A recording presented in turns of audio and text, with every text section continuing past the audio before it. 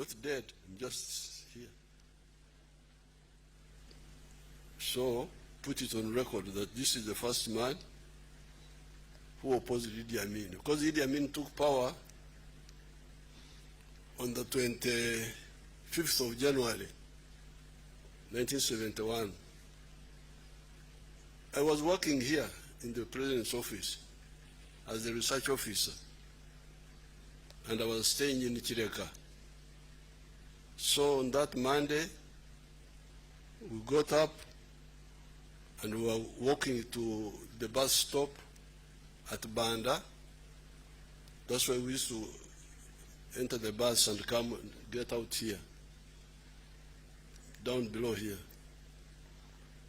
Then Kejuka, there's a man called Richard Kejuka who was in the bank. He was also staying in the same housing estate, which later on was taken over by, I think, the army or the police. He shouted at me, "Where are you going?" I said, "I'm going to work." This was like 7:30 there. So I'm going to work. He said, "Don't go, there's trouble in town." So I came back to the house, and then we waited.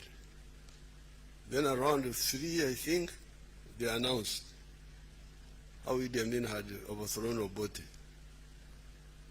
Immediately, we connected. I don't remember how we connected because the phones were not, but I think they were working. They were this landline, because we were able to meet quickly. That same afternoon, by about 4 or 5 there, we met at Bugorobi in Yona Kanyomozi's house. The ones I remember who were there, the one I remember is Ruhakana Rugunda and Kategea. They must have been there. I don't remember the others. Kanyomoz was also there. And then we said we were going to fight Idi Amin. And then we said that you, Museveni, they said, you go to Tanzania and link up with Mwalimu. So the following day, the 26th of January, I went to the bank, got some money, and on the 27th, I left Kampala here with 2 people from Katwe, our Bawajere group of Katwe, Abbas Chivazo and Zubair Bakari. We went up to Mbarara, linked up with Wananuka, who was Secretary General there. He gave us 2 chiefs, Katundu and Lachi, and we Volkswagen vehicle, and we entered Tanzania. And that was the beginning of the fight against Idi Amin. But when we were fighting Amin, you could see the mistakes of UPC. So many mistakes. But the particular mistake which affected the country later was the one of revenge. Revenge. We must revenge. Idi Amin killed the Langis, killed the Choris. We must kill West Nilers. So we opposed them. So you people, what you are talking is nonsense. And in 1972, when we attacked and then we were defeated and had to go back, we almost fought among ourselves. Because I captured a lorry full of soldiers and weapons at Kabelebele, 9 miles from Bara. I captured them. They didn't fight. These Amin soldiers, they just surrendered. They had a lorry full of weapons. Some ran away, but some were captured. It was September 1972. So the grass was burnt. Urhira when the grass is burnt. So I left these soldiers lying down There were like 5 or 6 of them who had surrendered. The others had scattered in the bush. Then I went to unload the guns, G3 guns from the vehicle. Then I had bullets. They had, these idiots of UPC killed these people. 5 of them shot like that. We almost had a fight there. You people, why kill people who have surrendered? So, by that time we were defeated, we had to go back. We lost so many people. We came up to the barracks in Barara, but it was not well organized. Then I was able to, there were 330 people on that side. I was able to take back 46. All the others died there. September 1972. So, when we came now, 79, defeated Amin this time, again the mistakes of UPC. When the Tanzanians were here, we talked with them, please don't allow these confused people to kill Western Islands. Because the people in Western Islands did not run away. They waited for us, they received us. But now, when the Tanzanian army withdrew, I think around August there, I think 79 or 80, I've forgotten the details. Then that's how the massacres in Western Nile started, by the UPC. That is what generated the refugees from West Nile to go into Congo and South Sudan. Many of these young people here who are with us in Parliament were born in Congo, if you ask them. In Congo. Let's see Congolese, you come. And South Sudanese, those who went as children and those who were born there, come forward and we see you. We are not sure whether you are.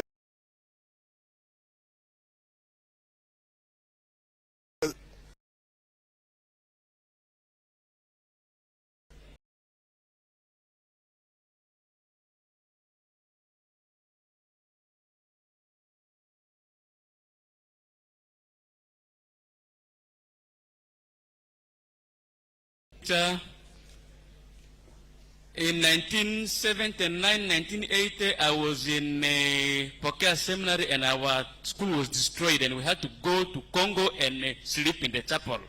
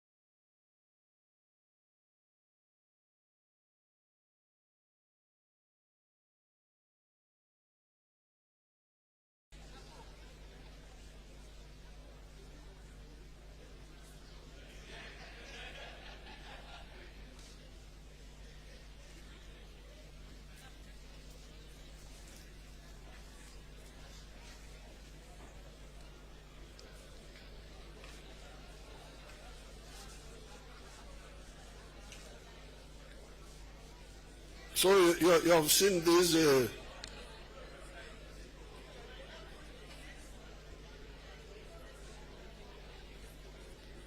you have seen these Congolese and South Sudanese.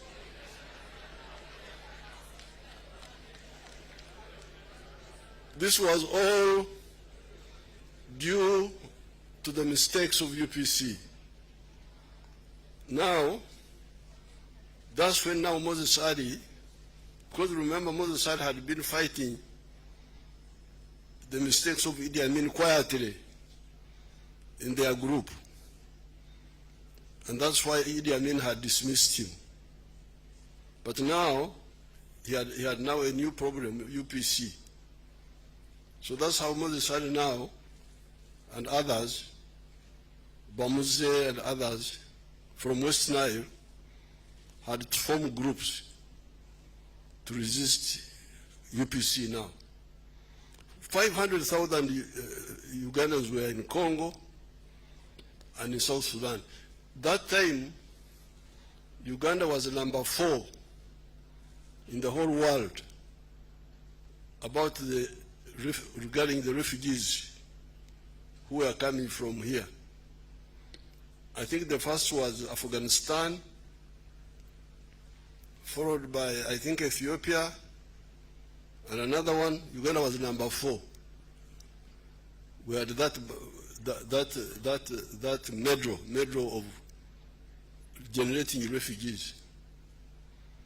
So when the NRM defeated UPC and Okero's group, we went up to West Nile. I got in touch with these groups of West Nile. No. Let me go back a bit. So now, when we launched our own fight against UPC, now this round,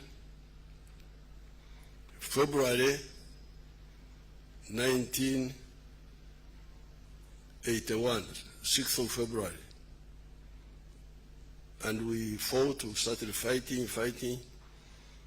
Then on the 6th of June 1981, I had to go out to look for support. I left Matuga, went through Buama,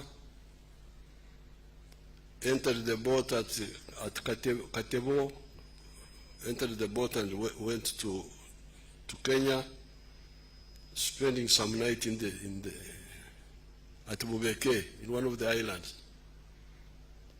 Then I went on to Libya, meeting Muammar Gaddafi on the 21st of June, 1981. Now, when I was in Libya, I met there the former Amin groups for the first time. Moses Ali was there. There were other groups. There was a fellow called Amin Mutiaba. Other people like Habib Kajimu were there. Now, that time we agreed to, the Libyans wanted us to unite, to become one group, but we said no, because of the history of our country. Let's first operate separately. Let the NRA continue doing work separately. The West Nile groups can do their work separately. Kahira can do his work separately, but we coordinate until we agree on the policies properly. So that's how I met Moses Ali for the first time. But he was, you could see he wanted cooperation. And he was not, you know, the problem with Africans is inferiority complex. When they are Christians, they try to become Europeans.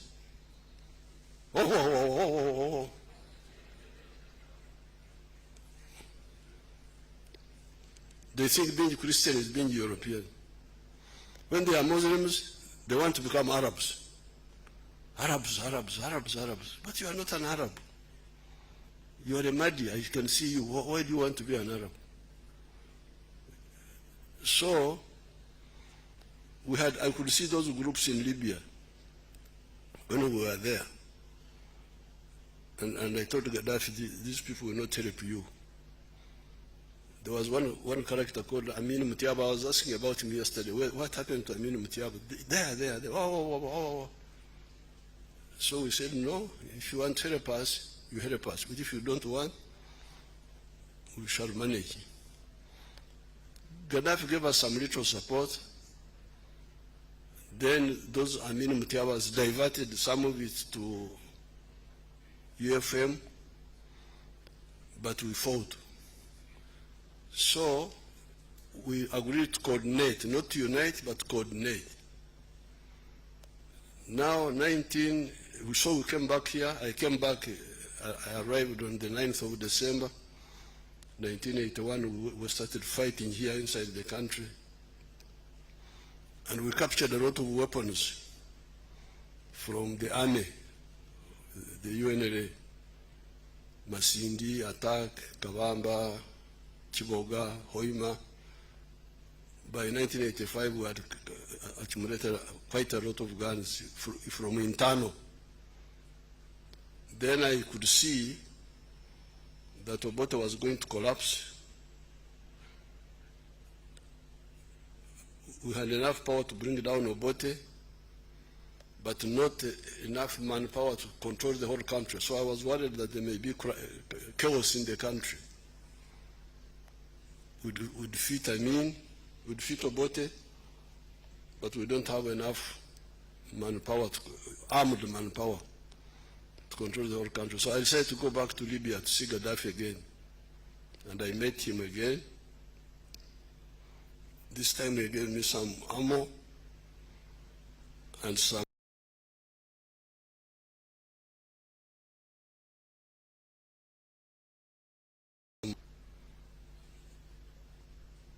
and we had built up a very powerful force.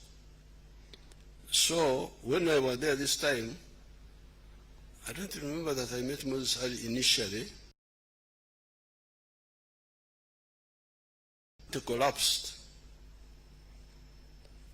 on 27th of July, 1985. That time I was still in Sweden. I had not come back. I rang these people. I rang Otito Kero. I rang Basilio Kero. I rang, I think, Semogere also, Sebana Chisto,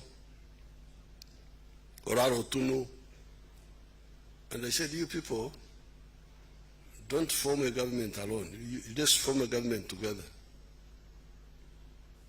Now,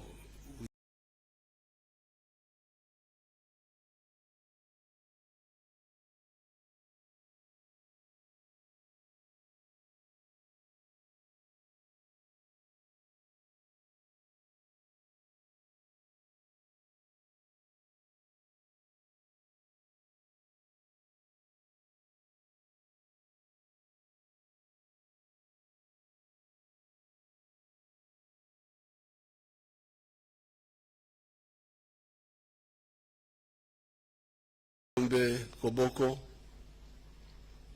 electricity is now linked,